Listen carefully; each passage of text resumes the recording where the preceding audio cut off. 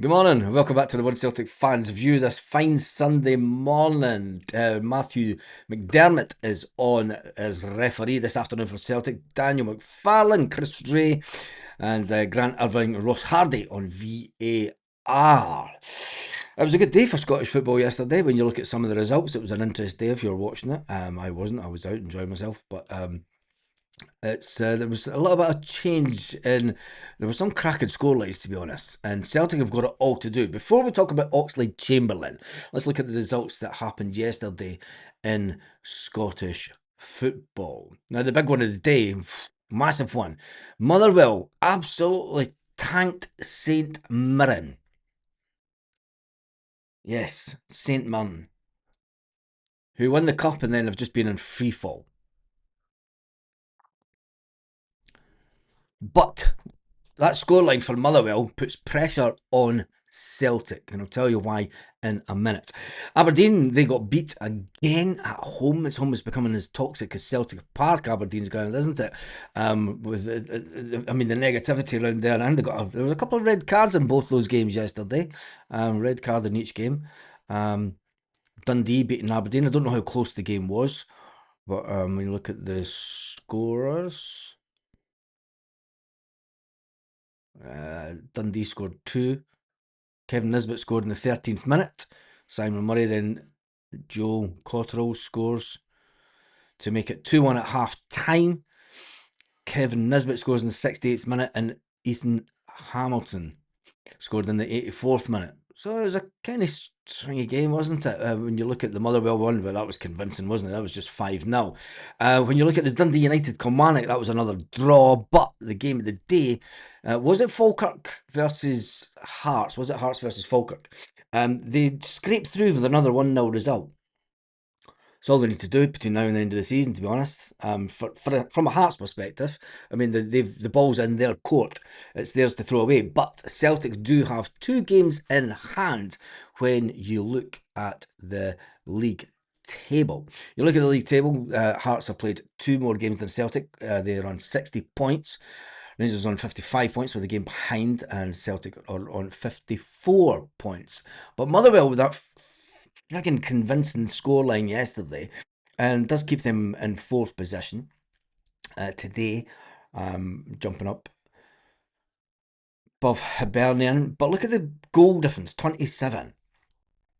And people keep on saying that, look, goal difference isn't going to come into it. But I would rather be in the position of Hearts. Goal difference is plus 27. Even Rangers, plus 26. Motherwell, plus 27. It's generally the team that scores the most goals in a season wins the league. Celtic are on plus 22. And I know it's all in our hands. And you could say, look, we win 1-0 every game between now and the end of the season. And there's a possibility that we could win the league. Yeah. And pigs might fly. According to some Celtic partly do. But anyway, we move on from that because Celtic have got it all to do today, and it's all about momentum after that heavy defeat in Europe. Something that we don't really want to talk about, but we're going to have to. After that heavy defeat in Europe, can Celtic up their game against the Hibs side? Do you know, Hibs will want to move back into that 4th position. They've beat Celtic already 2-1 this season. It could be an interesting day in Scottish football because every single game that we go into, and hopefully there's not as a negative atmosphere at Celtic Park today.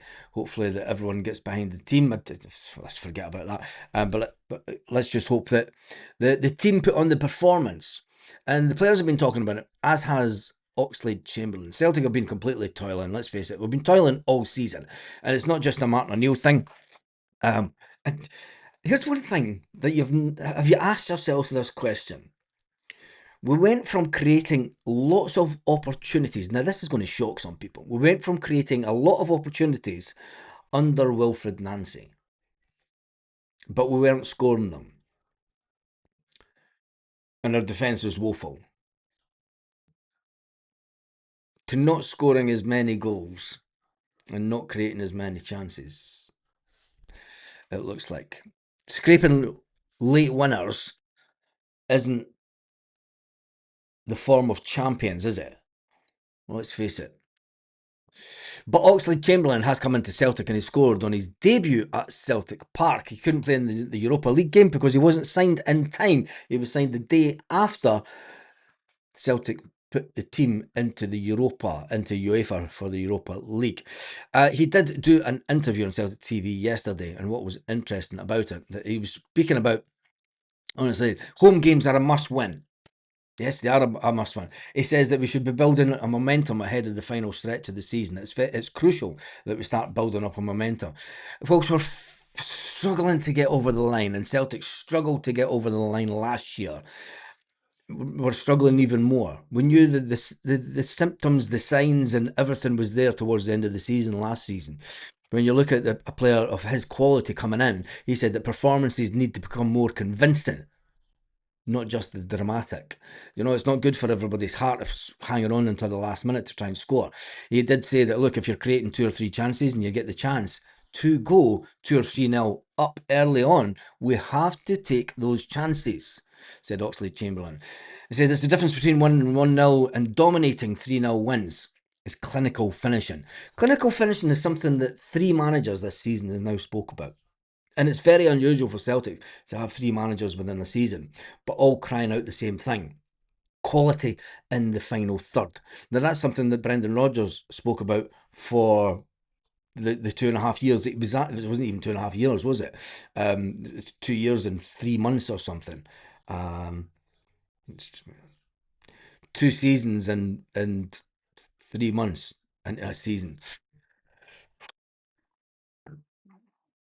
But he'd been crying out for quality in the final third.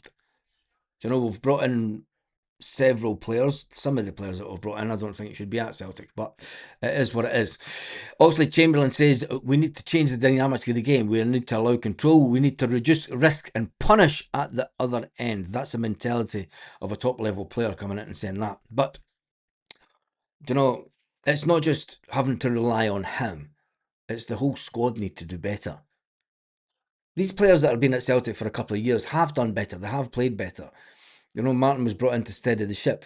Was he brought in to just steady the ship to get the club to the end of the season so that changes can be made? Have the club internally written off this season, or have the club sitting with a little bit of hope that maybe something can happen? Because there's one thing for sure: we need squad unity. We need to stop blaming players, even though they're frigging rank rotten. And the conversation today before kickoff, and make sure that you join me an hour and a half before kickoff to see if Kasper Schmeichel starts today. I'm sorry if you're just eating your breakfast and I've said Kasper Schmeichel first thing in this morning. But he is a bone of contention with the Celtic supporters this week. Not just this week, for a couple of months now. We've been saying that, look, Kasper, there's something wrong with Kasper. He's not diving to his left. And then when he got that injection into his shoulder and he was rested for a game, and we can now see the actual fact that he can't dive to his left. He can't save anything with his left hand. He's trying to do it with his right, and it's just it doesn't work, Casper. Your left hand will always go further than your right when you're diving to. So Casper has to take it upon himself to say, look, I'm not 100% fit. Will he do that? Of course, as a football player, as a professional football player, he's saying, no, I can get past that. Casper, you've been leaking goals. Some people will say it's the defenders in front of you, it's the midfielders in front of you that are allowing these people to take strikes from 20, 30 yards out that are getting past Casper.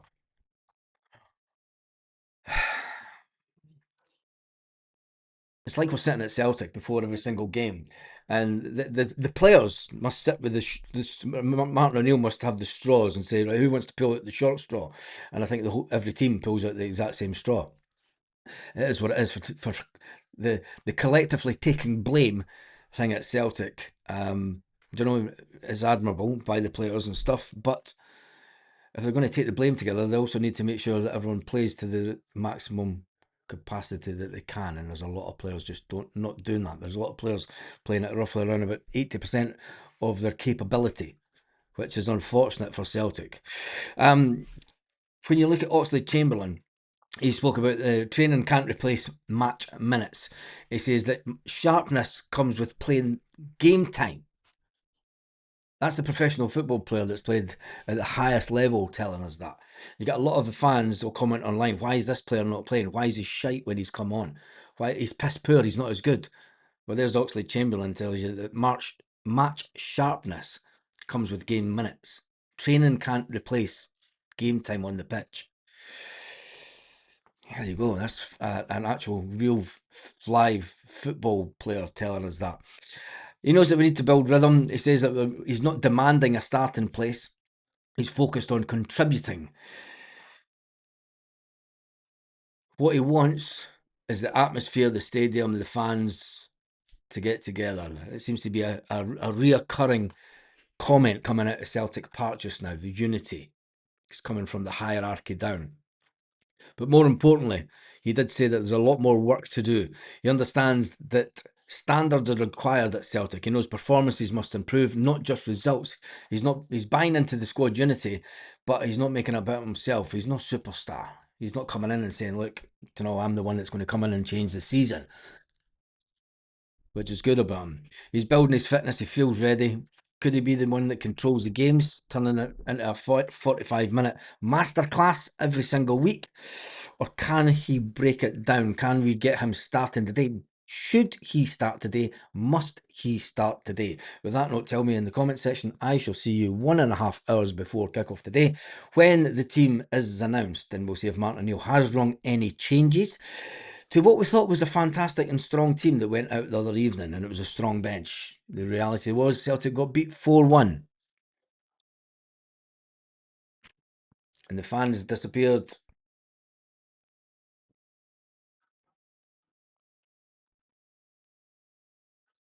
Let's just get this one over the line today, because I tell you one thing, next week's going to be a nightmare if it goes wrong.